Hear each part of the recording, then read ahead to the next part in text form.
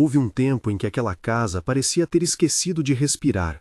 As luzes acesas à noite iluminavam corredores vazios, guardavam-se copos de leite resfriado na geladeira, travessas com comida intocada na mesa de jantar.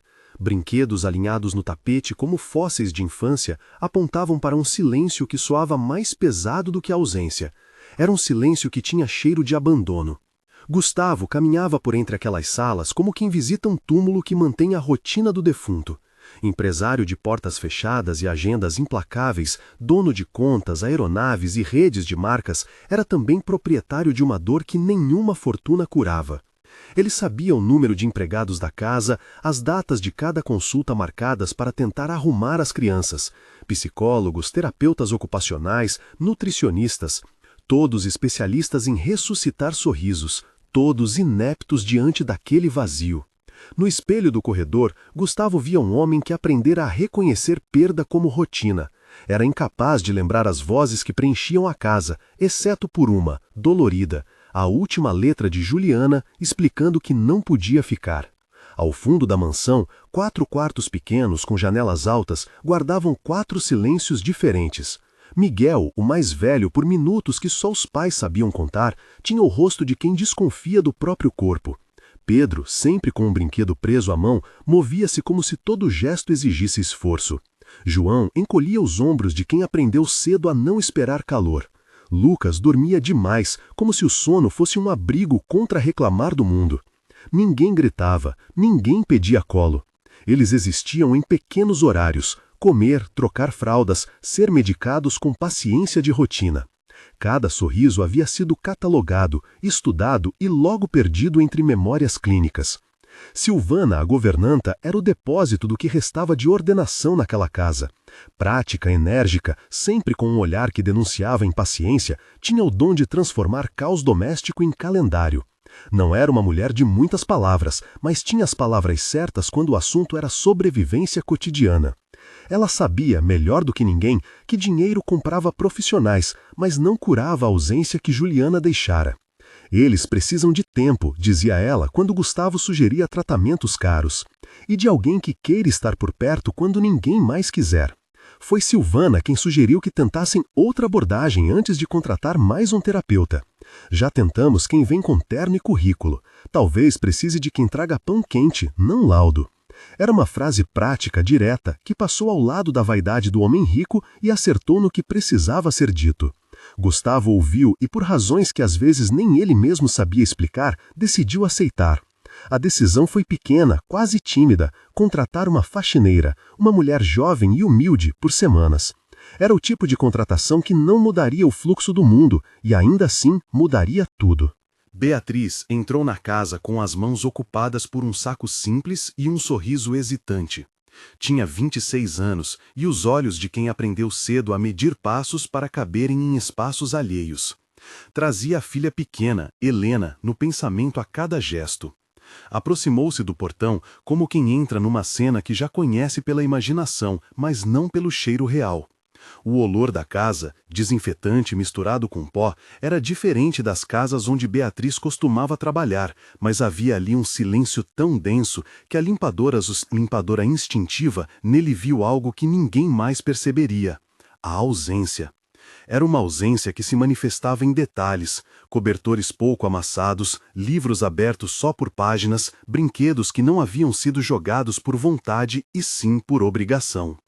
O primeiro contato com as crianças foi lento.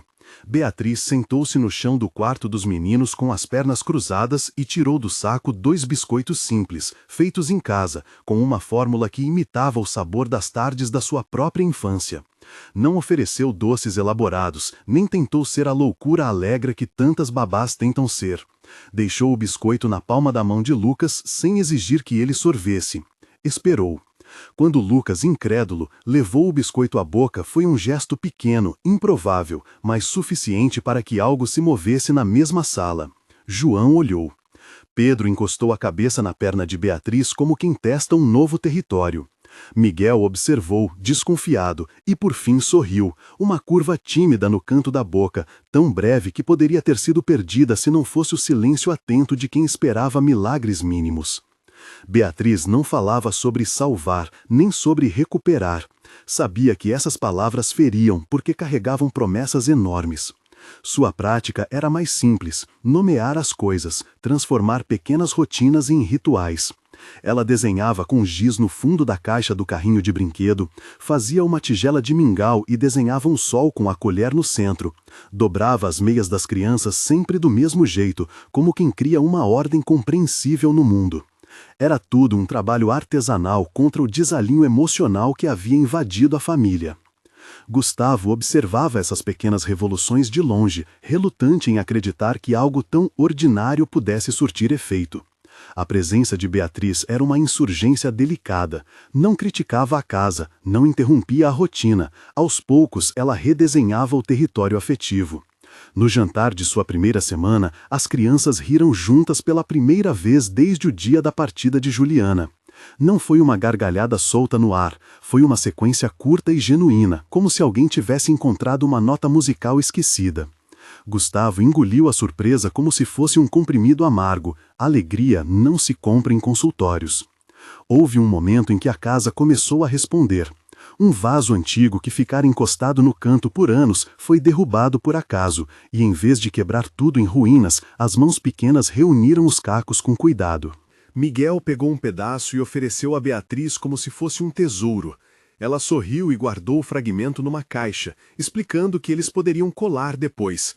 Era só um vaso, mas o gesto mostrou que havia retorno, o impulso de consertar. Para Gustavo, ver o homem pequeno encontrar coragem para recolher os cacos foi mais do que um alívio, foi prova de que ainda existia capacidade de intervenção naquela casa. Beatriz dormia pouco, e quando finalmente descansava, sonhava com sua filha Helena. Em suas noites acordadas, revisava mentalmente pequenas listas de prioridades: fazer o bolo da tarde, lembrar de pedir o remédio de João, ensinar uma nova canção para Pedro. Não se permitia heroísmos, fazia um favor que crescia sem alarde até virar necessidade. Havia momentos em que fechava a janela do quarto e deixava o vento entrar, e naquele suspiro admitia para si mesma o que já pressentia: pertencer àquela casa de forma que nenhuma carteira poderia medir, e isso a assustava. Beatriz sentia-se dividida. Por um lado, havia o vínculo genuíno que se formava com os meninos, gestos que se transformavam em promessas silenciosas, pequenos ritos de cuidado que só ela e as crianças partilhavam. Por outro, existia a barreira que o mundo pedia que ela mantivesse, o fato de não ser a mãe biológica, a sombra da mulher que havia partido. Quando os meninos começaram a chamá-la de mamãe com a naturalidade de quem encontra abrigo, Beatriz recuou. Aquela palavra pesava, carregada de um capítulo que ela não escrevera. Às vezes, à noite, perguntava-se se o nome que as crianças lhes davam criava uma verdade que ela não tinha direito de assumir. Sentia culpa. Tinha medo de que, ao aceitar o papel que o coração lhe concedia, estivesse usurpando um território mais complexo do que simples afeto. Silvana observava tudo com olhos práticos. "Cuidado", disse uma vez, quando Beatriz, por descuido, deixou um bilhete de recados com instruções mais pessoais sobre a alimentação dos meninos. Eles não entendem, e tem gente que interpreta demais. Silvana não era fria, era realista, conhecia a vizinhança e sabia que em bairros onde o poder econômico encontra vitrine, a curiosidade vira instrumento. Havia uma linha invisível entre a casa e o olhar público, e naquela linha, muitas vezes, brotavam especulações. Do lado de fora, a mansão morava em terrenos de boatos.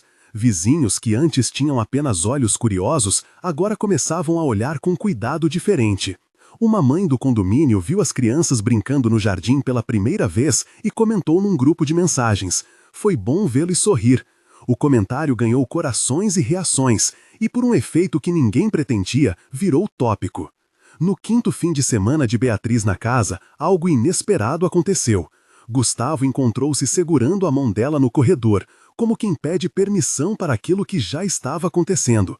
Não foi um pedido dramático, nem uma declaração grandiosa. Foi um tocar que queria confirmar presença. Havia entre os dois um entendimento mudo e hesitante. Ele ainda carregava a letra de Juliana no bolso do casaco, a prova concreta de um abandono que não cabia em argumentos fáceis. Ela imaginava-se, ao se aproximar demais, poderia roubar um direito que não era seu, o direito de ser chamada mãe por quem tinha nascido pela mesma pele. Ao controlá-lo, Gustavo sentiu-se fraco. Era impossível rebater a imagem de Juliana. O diário deixado sobre a mesa, a menção a um quadro clínico que ela mancou em desespero, a confissão de que ir embora era a única saída que Juliana achara para não arrastar os filhos para a escuridão da própria dor. Juliana sofreu um colapso que ninguém conseguia evitar. Sua saída não foi transação financeira, não foi trama maligna, foi desespero. Gustavo sabia isso, mas também sabia que o mundo gostava de simplificações e manchetes, preferia a acusação a contexto. E num mundo que ama simplificar, entender-se era um trabalho solitário. A rotina tornou-se um mosaico de pequenos milagres. Havia um ritual das tardes. Beatriz colocava um bolo simples no forno, o cheiro se espalhava pela casa e parecia abrir janelas internas. As crianças, magnetizadas por aquele perfume doméstico, apareciam como num passe de mágica. Havia desenhos colados na geladeira. Miguel aprendeu a bater palmas repetidamente ao som de uma canção infantil. Pedro encontrou prazer em molhar as unhas na terra do jardim. João passou a adormecer com a mão de Beatriz segurando a sua. Gustavo passava as tardes no escritório, observando as luzes acesas do outro lado da casa e lia, com dedos trêmulos, as mensagens que louvavam a transformação. Ainda assim, quando alguém batia à porta com interesse além do curioso, o silêncio voltava, como se alguém apertasse um botão que dissolvia o calor. Um dia, Patrícia, a ex-babá que antes tivera responsabilidades na casa, apareceu de surpresa. Entrou como quem sabe de tudo e, no entanto, gostaria de ser surpreendida. Olhou para Beatriz com uma mistura de admiração e ciúme. Eles sorriem, disse Patrícia, sem rodeios. Isso não é trabalho. Alguma coisa está diferente. Beatriz agradeceu com naturalidade, não havia pretensão em seu gesto. Patrícia, no entanto, teve a voz que a vizinhança escutava, palavras que podem virar rumor. Cuidado, ela advertiu, como se relembrasse a regra não escrita do bairro: o que muda demais chama a atenção demais. Era verdade que as transformações chamavam a atenção. Um fotógrafo anônimo do condomínio matou a monotonia de uma tarde registrando as crianças correndo na grama, uma imagem espontânea que circulou entre poucos contatos, depois entre mais, até se tornar viral entre um círculo maior. Comentários surgiram como ervas daninhas, elogios, perguntas, curiosidade. Quem era aquela mulher que trazia de volta a vida ao lar do milionário? Alguns admiravam, outros criticavam. O primeiro efeito prático do interesse alheio foi invisível, deixou um rastro. E onde há rastro, há quem siga. Beatriz começou a receber olhares diferentes ao sair para comprar pão com Helena ao final do mês. Algumas mulheres do mercado a cumprimentavam com uma gentileza que rapidamente se transformava em pergunta. Havia um cheiro de julgamento no ar, não por ela, mas pela coragem que as transformações na casa representavam. Em jantares rápidos, funcionários da empresa de Gustavo comentaram em tom seco que o patrão estava triando a família, como se fora escolha simples cuidar dos próprios filhos com a ajuda de quem não partilhava a mesma linhagem. Gustavo, quando esses comentários chegavam a seus ouvidos, sentia-se protegido e atacado ao mesmo tempo. Protegido por seu silêncio e atacado por não conseguir calar o barulho externo. Beatriz, que já lidava com a culpa de aceitar o papel de mãe adotiva, agora tinha mais elementos para se perder na dúvida. Em algumas noites, trancava-se no pequeno quarto que lhe fora cedido na casa e olhava uma foto de Helena. Perguntava-se se realmente estava fazendo certo. Portuguesas frases de consolo não apagavam a sensação de perambular em territórios sensíveis. Estou aqui, dizia para si mesma, repetindo a frase que tantas vezes dissera aos meninos, como se a afirmação pudesse tornar-se pactuada. E então, numa madrugada calma, quando a casa dormia, o primeiro sinal de tempestade apareceu como uma mensagem que vibrou no celular de Gustavo. Era um print de um grupo de mensagens de moradores. No centro, uma frase em letras grandes e sensacionalistas. A nora da mãe do milionário vendeu os trigêmeos na maternidade? O autor da publicação assinava com um apelido que já circulava nas rodas do bairro: o Anão. As palavras cortaram o silêncio da casa como um vento que arranca placas do chão. Gustavo leu e releu, incapaz de acreditar na lógica daquele boato. A definição era errada em vários níveis. Havia 4 meninos e não 3. O sujeito acusado não era a nora da mãe do milionário. E, acima de tudo, ninguém ali havia cometido um crime que pudesse ser resumido num título contundente. Ainda assim, o estrago da frase não precisava ser verdadeiro para ferir. Era suficiente que a gente acreditasse nela. Beatriz, ao saber da mensagem, sentiu a boca de metal do medo fechar-se em torno do dia. Silvana, que mantinha a cabeça fria, voou em direção ao telefone pronta para apagar chamas com água. É um boato, disse ela com voz cortante, visível a alguém acostumado a impor ordem. Mas boatos, dizia a experiência, assumam vida própria. Multiplicam-se nas conversas de corredor, nas telas brilhantes, nas manchetes meia-verdade que transformam dúvidas em causas. O nome O Anão já circulava em contextos de intriga. Um homem magro, de estatura reduzida, sempre com língua afiada, que tinha o dom de transformar observações em escândalo. Tinha seus próprios demônios, gente que buscava atenção, que colecionava inimizades, que encontrava prazer em construir narrativas a partir de fragmentos alheios. Gustavo não levantou acusações naquele primeiro momento. Havia uma prudência que vinha com a experiência. Atacar o boato cedo demais dava-lhe força. Entretanto, uma coisa era clara para ele. Aquela declaração, se deixada solta, poderia destruir tudo o que tinham tentado reconstruir. As crianças eram o ponto frágil, a carne viva exposta ao julgamento de um mundo que se alimentava de certezas prontas.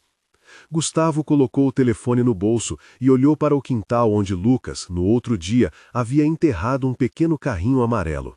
A imagem do brinquedo na terra parecia, de súbito, a coisa mais frágil do mundo. A notícia, embora ainda seja um rumor naquela madrugada, plantou sua semente. Nos olhos de Beatriz surgiu uma dúvida que já não podia ser varrida como poeira. E se a verdade, por mais complexa que fosse, não fosse suficiente para deter o vento? E se a boa vontade de uma vida inteira não defendesse da injustiça pública? Havia uma sensação de que o movimento que restaurara as crianças agora mostrava um lado vulnerável. Quanto mais visível o cuidado, mais visível ficava a história que o mundo queria contar. Naquela mesma manhã, o jardineiro da vizinhança apareceu com o rosto tenso e a pergunta que ninguém esperava. Vocês viram alguma reportagem?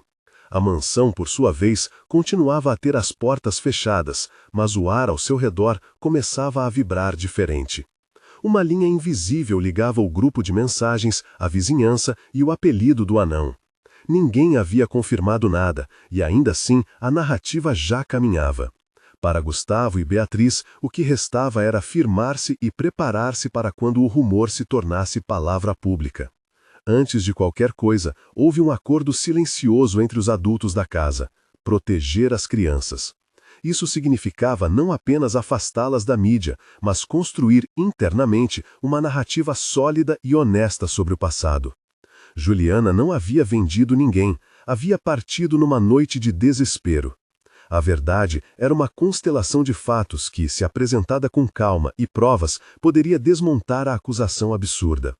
Mas desmontar boatos exige tempo e ferramentas, e tempo era a coisa que as redes sociais não costumavam oferecer.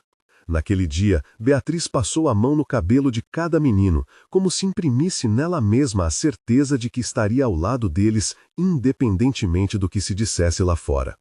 Miguel se grudou ao seu avental.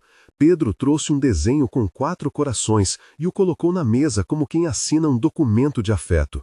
João, por fim, buscou a canção que Beatriz cantava desde que entrara na casa. Os sons compactaram-se e formaram um escudo temporário, mas as palavras impressas do Anão continuavam a circular, incômodas como um mosquito impossível de capturar. Quando Gustavo entrou no escritório para checar as câmeras, encontrou imagens de um domingo anterior, em que a família havia almoçado no jardim. Havia risos, claro, e o registro da espontaneidade que comoveu o vizinho que fotografara.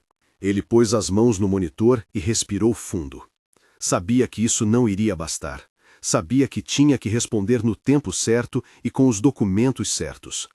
Silvana, já com a lista de contatos do advogado pronto, falou sem rodeios. Temos que organizar provas, certidões, registros, atestados médicos. Tem de ser frio e bem feito. A ordem foi aceita sem debate. E ali, naquela mistura de preparação e medo, o palco foi montado. O primeiro ato, o do milagre cotidiano de Beatriz, estava se transformando no segundo, o do conflito público. O rumor proposto pelo anão era como uma pedrinha jogada no lago calmo da casa. As ondas chegariam e a família ainda não sabia de que tamanho seriam as marés. As crianças, alheias ao significado das palavras que circulavam, continuavam a desenhar corações e amarrar sapatos. Mas no rosto de Gustavo havia uma sombra que nenhum sorriso doméstico apagava.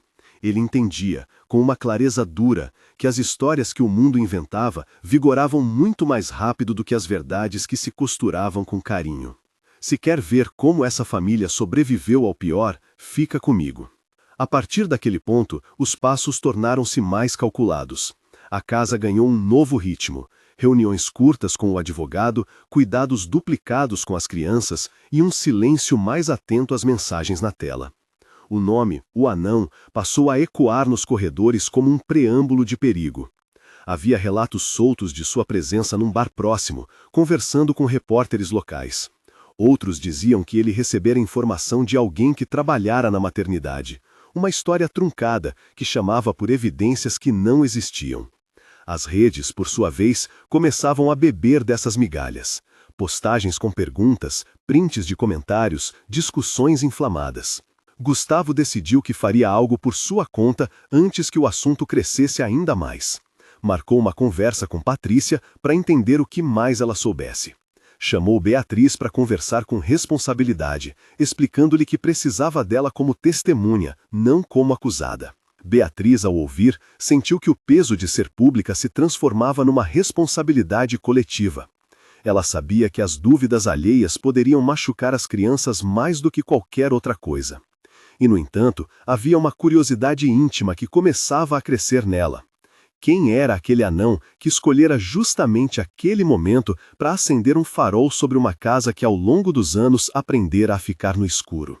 A resposta viria, como tudo naquela história, aos poucos. Mas naquele instante, a família aprendeu a se arrumar. Organizaram documentos, conversaram com o pediatra que acompanhava as crianças, juntaram provas da presença cotidiana de Beatriz, recibos, mensagens de carinho trocadas com fotos, a fita de uma conversa que provava que Juliana deixava a casa em crise. Compilaram tudo com a precisão de quem não queria entregar emoção ao acaso das opiniões públicas. O procedimento era burocrático, seco, a antítese do que realmente importava. Mas para enfrentar um rumor, a verdade precisava se vestir de formalidade. Enquanto isso, nas redes, o boato fazia suas curvas. A imagem do fotógrafo do jardim, agora sem o contexto que lhe dera vida, passou a circular com legendas que insinuavam. Como ninguém percebeu? Perguntavam alguns. Outros, mais rápidos, reproduziam a manchete fabricada pelo anão e o conteúdo viralizava com facilidade repentina. Numa cidade que se alimentava de atalhos, as nuances desapareciam num piscar de tela. Beatriz, no seu quarto, apertava uma caneca com as duas mãos.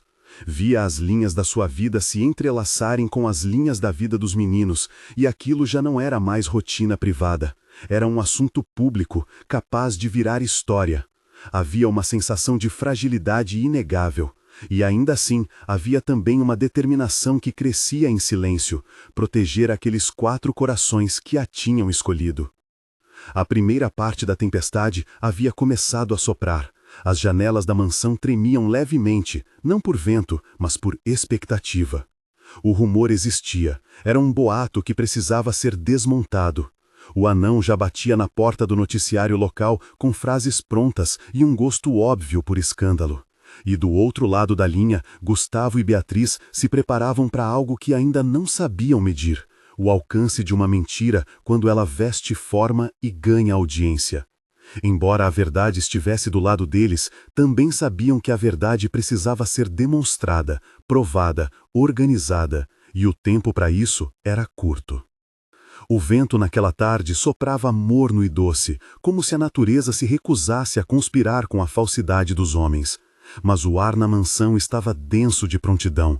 Papéis organizados, pastas numeradas, a equipe legal concentrada na sala de reuniões, enquanto as roupas nas gavetas permaneciam como se nada tivesse acontecido. A casa que aprendia a respirar estava, pela primeira vez, ensinando-se a defender-se. Gustavo movia-se com a frieza de quem precisou aprender a transformar afeto em procedimento. Não queria gritar, queria ordem. Chamou Patrícia e Silvana, chamou o pediatra, reuniu mensagens, fotografias, recibos, presenças registradas. Juntou tudo que era prova de rotina, de cuidado, de presença. Beatriz observava com uma espécie de ansiedade que misturava medo e dever. Cada objeto da casa trazia agora um novo significado. O bolo no forno era mais do que aroma, era prova de rituais domésticos. O desenho de 4 corações na geladeira já não era apenas afeto infantil, era documento emocional. Ela anotou pacientemente datas e pequenos episódios que pudessem comprovar que ali havia um vínculo construído dia a dia. Em algumas noites, quando as crianças adormeciam, lia para si mesma os recados que trocara com Gustavo, as mensagens em que ele agradecia por um simples gesto, como quem coleciona provas de humanidade. Não podemos deixá-los à mercê da mentira, disse Gustavo numa fala curta, quando Silvana tentou propor uma estratégia de isolamento temporário. Precisamos responder, mostrar documentos, mostrar quem esteve aqui e quando esteve aqui, e cuidar dos meninos sem expô-los. Silvana assentiu, prática como sempre. Primeiro proteger as crianças, depois o resto. O primeiro passo foi procurar a origem do boato. Havia poucas pistas objetivas. A publicação tinha sido feita por um perfil com apelido e pouca verificação. Imagens recicladas, textos sensacionalistas. Mas as digitais existiam. Capturas de tela, rastros de compartilhamento. Gustavo contratou um investigador particular para mapear a cadeia de divulgação. O advogado abriu canais com 2 jornais da cidade para pedir retratação prévia. Manchetes falsas requeriam resposta rápida. A equipe do investigador apontou uma trilha que passava por um perfil reincidente, conhecido no submundo das fofocas locais. Alguém que aproveitava fragmentos de conversas e os transformava em manchete, um homem que atendia por Renato e que fora apelidado no bairro de O Anão. Renato não era um monstro dramático saído de filme policial. Era um homem baixo, de fala rápida, com um sorriso que às vezes ocultava dor. Tinha passado por empregos efêmeros, por pequenas humilhações, por amizades que terminavam em ressentimento. Havia nele uma urgência, a sensação de que, se não fosse visto, deixaria de existir. Aquela urgência o tornara especialista em atrair olhares e em vender atenção. Numa cidade pequena, sua informação valia ouro, em redes valia dinheiro. O investigador acabou por encontrar uma pista concreta, uma sequência de trocas de mensagens com um número estrangeiro, possível comprador de história, e um café próximo a um dos hospitais onde Renato havia encontrado meses antes uma conversa que interpretara fora de contexto. Enquanto a investigação física corria, a pressão pública aumentava. Comentários nas redes sociais escureciam manchetes. Repórteres locais bateram à porta da vizinhança e o condomínio, que até então assistia à transformação com curiosidade, passou a fechar fileiras. Havia olhares de reprovação que Beatriz sentia como lâminas, não por culpa própria, mas por estar exposta àquela lente que só admitia julgamentos. Em algumas idas ao mercado, ouviu sussurros. Pessoas que antes a cumprimentavam, agora erguiam sobrancelhas. A consequência mais cruel do boato, porém, foi a confusão que trouxe aos meninos. Eles não compreendiam palavras como venda ou manipulação, mas sentiam a mudança no ritmo dos adultos, a ausência de visitas, a distância nos rostos que antes sorriam mais soltos. Miguel, que havia reencontrado a vaidade de arrumar carrinhos, passou a enrolar-se em jogos mais solitários. João recuou em seu sono. Pedro ficou mais apegado à voz de Beatriz. Lucas começou a acordar cansado, com sonhos agitados. Beatriz dormia menos do que antes, e quando acordava, revisava mentalmente frases para explicar que aquilo era mentira. Ela sabia que qualquer exposição das crianças poderia se virar contra eles, e resistia à tentação de mostrá-los como prova. Proteção ali vinha antes de palco.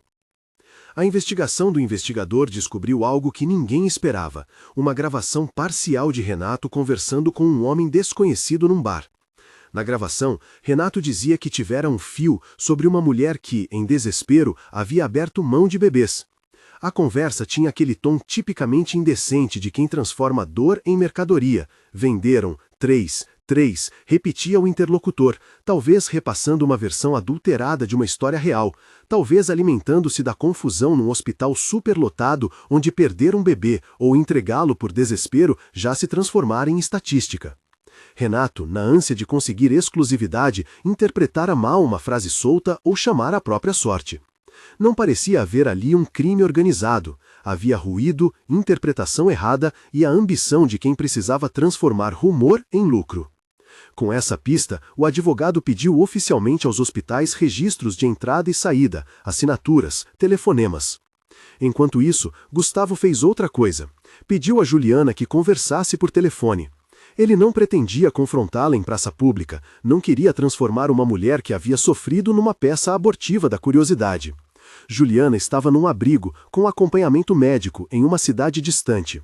A ligação foi marcada com calma e cuidado. Havia, de parte de Gustavo, certa culpa mesclada à necessidade de entender. Precisava não apenas provar a inocência de Beatriz, mas precisava também integrar a história de Juliana ao tecido familiar, mesmo que fosse por cartas, testemunhos ou presença indireta. Juliana atendeu com voz baixa, como quem ainda se assusta com a própria respiração.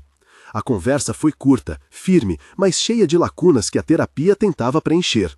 Ela confessou que fugira numa noite de desespero, que não vendera filhos porque a ideia lhe pareceria absurda mesmo no fundo do seu colapso. Disse que não era capaz de conceber o que havia acontecido à sua família depois. Contou com vergonha que havia encontrado abrigo na casa de uma tia e que, naquele momento, tinha recebido atendimento psiquiátrico. Sua fala tremia quando mencionou os meninos, e havia nela um arrependimento tão cru que quase poderia ser uma prova. Ela precisava ser ouvida, não para alimentar confissão dramática, mas para fechar uma lacuna que a mídia procurava preencher com invenções. Gustavo pediu que ela gravasse uma breve declaração, algo factual, que não vendera os filhos, que havia partido por problemas mentais e não por transação, que gostaria de ser processada pela culpa, mas que a verdade era essa. Juliana aceitou. A gravação, verificada por documento do abrigo e por um médico que acompanhava seu caso, foi uma peça central. Não limpou tudo de um golpe, boatos não morrem só com prova técnica, mas desmontou a versão mais brutal do rumor. O passo seguinte foi um gesto político. Gustavo convocou uma entrevista escolhida, com repórteres de veículos confiáveis para apresentar as evidências. Havia na proposta um duo de risco e dignidade, mostrar a casa não como palco sensacionalista, mas como lar. Pediu que a equipe respeitasse as crianças. Não as trouxe para o jardinzinho. Levou, sim, imagens registradas anos antes, registros do pediatra atestando frequências, vídeos de momentos domésticos em que as crianças apareciam em contextos normais, rindo, comendo, dormindo. A imprensa, ainda faminta por conflito, compareceu. E em outro canto, como se o roteiro pedisse exposição, alguns blogs e perfis menores anunciaram que o anão tinha novidades. Renato apareceu, não como um grande antagonista, mas como alguém de olhar cansado, uma defesa pronta e uma coragem que vacilava. Ele queria audiência, queria justificar. Achou que, diante das câmeras, poderia reinventar a história numa versão ainda mais performática. Gustavo não queria humilhar, pediu que Renato trouxesse provas. Renato sorriu com arrogância e apresentou palavras vagas, prints com conversas sem fonte, relatos de terceiros que não se identificavam, mas uma foto mal recortada que, com boa vontade, poderia remeter a uma maternidade qualquer. Não havia assinatura, não havia recibo. O advogado que acompanhava Gustavo falou com frieza. A linha entre boato e crime era a prova. E prova Renato não tinha. A pressão para que Renato admitisse a autoria da mentira aumentou quando o investigador particular apresentou algo definitivo. No seu telefone, Renato mantinha conversas onde negociava a história por dinheiro, onde admitia ter forçado a narrativa para gerar cliques. Havia inclusive mensagens em que ele combinava com um perfil fake que disseminaria a manchete sensacionalista. Para ele, a notícia era mercadoria e a família produto. Confrontado com aquilo, no silêncio que antecede a verdade, Renato chorou. A sua confissão não foi épica nem cristalina. Havia nela confusão, raiva contra o mundo, inveja da visibilidade alheia, arrependimento raso. Disse que em alguns momentos exagerara fragmentos que ouvira numa conversa no corredor de um hospital. Em outros, admitiu ter inventado para se dar bem. Pediu desculpas com uma voz quebrada. A mídia, que adorava o escândalo, teve de ajustar o roteiro. Alguns veículos pediram retratação, outros manipularam a reviravolta para transformar o caso em A Queda do Anão. Parte do público, que havia se fascinado com a versão cruel, agora se voltava contra a fonte. Renato foi processado civilmente por difamação, e sua reputação, que antes alimentava o próprio sustento, ruiu num par de semanas. Não foi justa nem proporcional, teve tanto caráter punitivo quanto necessário. A verdade tinha sido restabelecida em termos formais, mas as marcas do boato permaneceram. Entre a exposição e a trégua, houve um episódio que mexeu com todos. Um vizinho irresponsável, decidido a testar a história, publicou um vídeo mostrando a casa com as crianças através do muro, como se a invasão de privacidade pudesse servir de prova. A comunidade se revoltou, o condomínio multou o morador. Gustavo, enfurecido, decidiu que, dali em diante, a casa teria limites claros, privacidade intrínseca e proteção legal. As crianças continuaram a viver ali, protegidas e resguardadas, enquanto medidas judiciais e retratações suavizavam, num passo de cada vez, a tempestade. Beatriz, após a confissão de Renato, viveu uma mistura de alívio e ressentimento. Alívio por ver a mentira desfeita, ressentimento por perceber quanto a visibilidade podia ferir. No íntimo, sabia que a verdade formal não lavaria automaticamente o preconceito, que ainda se estenderia por longos encontros sociais. Houve gestos concretos de reparação. Alguns vizinhos levaram cestas de alimentos, cartas de desculpas chegaram via redes e Patrícia, a ex-babá, escreveu uma nota pedindo perdão por ter sugerido desconfiança. Pequenas urbanidades que, juntas, ajudaram a recompor uma estética social. Com a poeira baixando, a casa voltou ao processo de cura cotidiana. As crianças que haviam sentido o baque do rumor precisaram de tempo para retomar hábitos. O pediatra recomendou sessões de terapia curta para cada um. Foi uma terapia lúdica e gradual, com jogos que permitiam expressar medo e raiva sem termos que nomeá-los. Miguel encontrou na pintura uma forma de nomear raiva. Pedro, na terra do jardim, reaprendeu a confiar nas mãos. João reconquistou o sono com histórias contadas por Beatriz. Lucas reaprendeu a rir com pequenos truques que Beatriz fazia. Tudo foi lento, sem promessas milagrosas. Foi necessário que a casa voltasse a respirar, que a rotina voltasse a ter seus cheiros e sons, que o bolo no forno se tornasse sinal de normalidade, não de performance. O que mudou, contudo, não foi apenas externo. Gustavo mudara por dentro. Aquela época de defesa, de coletar provas, havia mostrado-lhe a fragilidade de um mundo em que reputações se desfazem num compartilhamento.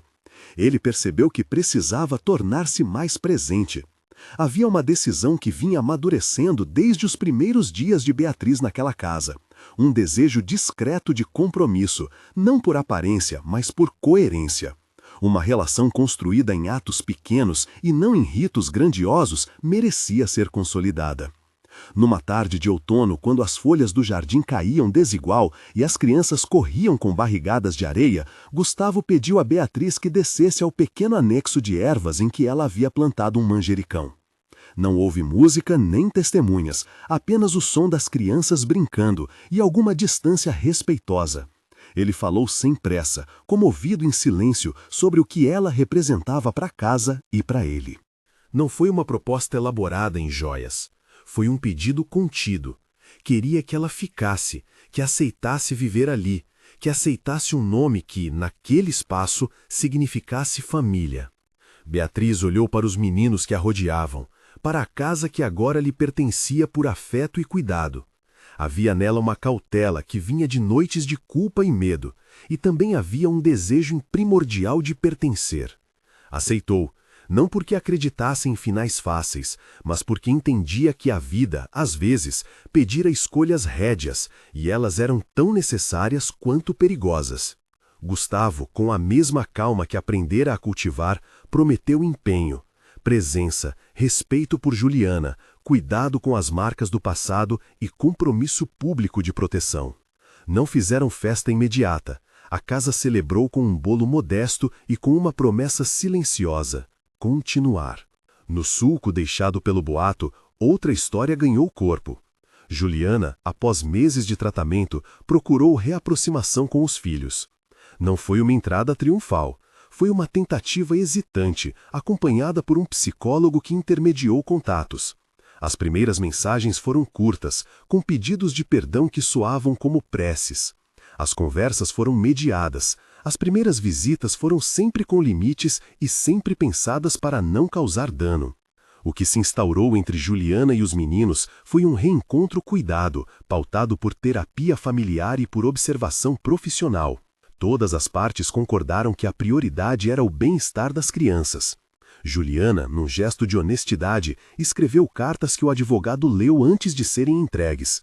Confissões de dor, explicações mínimas do que a levara a partir e promessas vagarosas de reconstrução pessoal. As cartas ajudaram a fechar algumas janelas de dúvida, sem apagar as cicatrizes. O caso também deixou lições públicas. Alguns veículos mais sérios publicaram matérias sobre o poder destrutivo de boatos e sobre a necessidade de checar fontes. Houveram editoriais pedindo maior responsabilidade da imprensa e de usuários de redes. As conversas nas mesas de bar ganharam nuances. Alguns vizinhos reconheceram que haviam sido rápidos demais.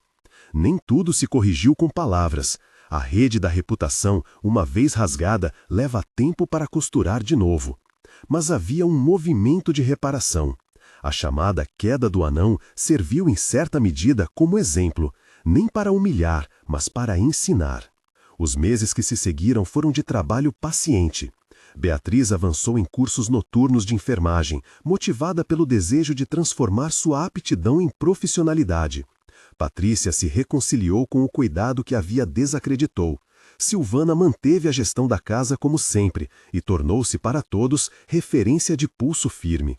Gustavo começou a frequentar os finais de semana com os meninos, a ler para eles, a ter jantares sem teleconferência.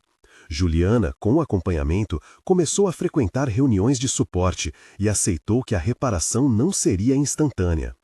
O que há de mais curioso na vida é o modo com que as coisas pequenas, repetidas, curam. O vento que traz o cheiro do bolo, a mão de Beatriz que segura a mão de Lucas, a presença de Gustavo na arquibancada da pequena apresentação de Miguel na escola. Esses gestos, mais do que as declarações públicas, foram o que realmente restauraram o tecido frágil daquela família. A verdade, com o tempo, encolheu o boato até torná-lo memória íncoma, ainda presente, mas sem o poder de moldar corações. No aniversário das crianças, 1 ano após o episódio, a casa abriu suas portas mais uma vez. Não para a imprensa, mas para familiares e amigos íntimos. Juliana enviou um bilhete e flores. Renato, agora retido por ações judiciais e forçado a pedir desculpas públicas, não compareceu. Sentaram-se à mesa, partilharam bolo e as crianças correram pelo jardim como se desejassem testar o limite de sua liberdade reconquistada. Gustavo e Beatriz trocaram olhares longos, de quem passou por guerra e sabe que, a partir de agora, precisa, sobretudo, manter a paz. A vida continuou. Cresceram os aniversários, as lições de bicicleta, as primeiras palavras papai misturadas com mamãe. Houveram recaídas, pequenas noites de ansiedade quando uma notificação surgia inesperadamente no celular. Olhares desconfiados em aniversários de vizinhos. Mas eram ruídos menores que, ao longo do tempo, perderam intensidade. O que restou foi a consolidação do afeto como decisão. Anos depois, em um jardim ainda mais cheio de brinquedos e de passos pequenos, havia um pedido simples que mudaria ainda mais o cotidiano. Gustavo fez um pedido público a Beatriz, desta vez com um anel modesto, diante de pessoas que eram parte daquele trajeto de reconstrução. Não foi um espetáculo midiático, foi uma celebração contida, onde amigos e família aplaudiram com lágrimas discretas. Eles casaram-se numa cerimônia pequena, e no discurso que Gustavo fez, não houve discursos grandiosos. Havia, sim, reconhecimento de erros, pedido de perdão por ter deixado que o mundo ditasse antes do coração, e promessa de que, dali em diante, defenderiam o lar que haviam escolhido. No bairro, com o passar dos anos, a história virou lembrança e lição. Fala-se dela quando se quer explicar como a pressa em julgar pode destruir vidas e como a reparação exige mais do que manchetes. Alguns, relutantes, ainda se lembram das perguntas que correram tão ferozes. Outros, aprendizes do arrependimento, tornaram-se mais cautelosos com o botão de compartilhar. Renato, por sua vez, enfrentou as consequências. Ações judiciais, a perda de credibilidade e uma necessidade forçada de repensar o próprio caminho. Houve quem o visse pedir ajuda em centros de reabilitação para pessoas com comportamento compulsivo de exposição. Houve quem o visse sumir de vez das rodas. A verdade daquela família não virou fórmula de consumo. Ficaram feridas, ficou a marca da violência simbólica sofrida. E, no entanto, a escolha de permanecer, a escolha de uma mulher humilde por cuidar, de um homem rico por assumir, converteu dor em compromisso, boato em história de resistência. Não foi um final com finalidades fáceis, foi um conjunto de dias em que a paciência e o cuidado foram vencendo a pressa e a raiva. Houve momentos de visita controlada entre Juliana e os meninos, sempre com apoio terapêutico. Juliana, aos poucos, aprendeu a conviver com sua culpa e a transformá-la em ação cotidiana. Fazia voluntariado, participava de grupos de apoio e foi reconhecida, por alguns, não como heroína, mas como alguém que tentou reconstruir-se. Esse era o tom que os adultos do lar desejavam, não eliminar sofrimento por decreto, mas administrar a dor com responsabilidade. No fim das contas, a acusação sensacionalista que instalara um furacão na vida da família revelou-se ao longo do tempo uma espécie de teste, doloroso, muitas vezes injusto, mas instrutivo. A família aprendeu que a verdade precisa ser defendida com documentos e com afeto. Que crianças precisam de cuidados invisíveis, de rotinas que não se expõem. Que a reputação é frágil e que a reparação demanda trabalho coletivo. E há uma cena que sempre vinha à mente de Beatriz quando, por acaso, sentava na soleira da cozinha observando o quão tranquilo o mundo parecia. Era a cena em que ela, ainda na primeira semana, dissera baixinho a um dos meninos: "Eu estou aqui." Palavras simples que agora soavam como juramentos. Houvera dias em que aquela frase tivera de carregar mais que promessa, tivera de carregar defesa, testemunho, paciência. Ainda assim, mantinha nela a semente original, presença. Quando a última retratação foi publicada e os principais meios que haviam dado palco ao rumor remitiram, por respeito e por lei, as redes sociais lentamente se recalibraram. O caso passou a figurar em estudos de jornalismo local como exemplo de como rumor e pressa podem causar dano social.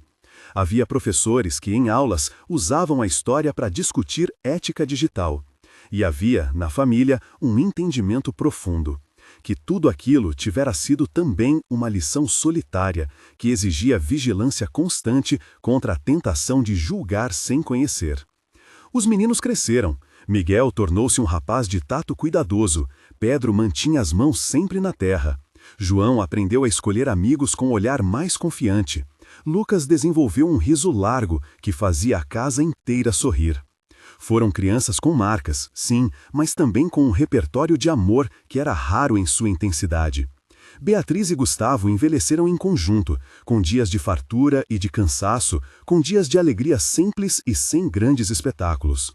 A mãe biológica, Juliana, integrou-se em parte, de longe, numa relação que jamais se resolveria por completo, mas que adquiriu, com o tempo, contornos de presença tímida e útil. O que restou como último gesto dessa travessia foi um episódio de entendimento coletivo. Numa celebração pequena em que a família convidou alguns vizinhos próximos, houve um instante em que Gustavo, já com algumas rugas nas mãos, pediu a palavra e falou apenas uma frase: "Não somos estandartes, somos cuidados."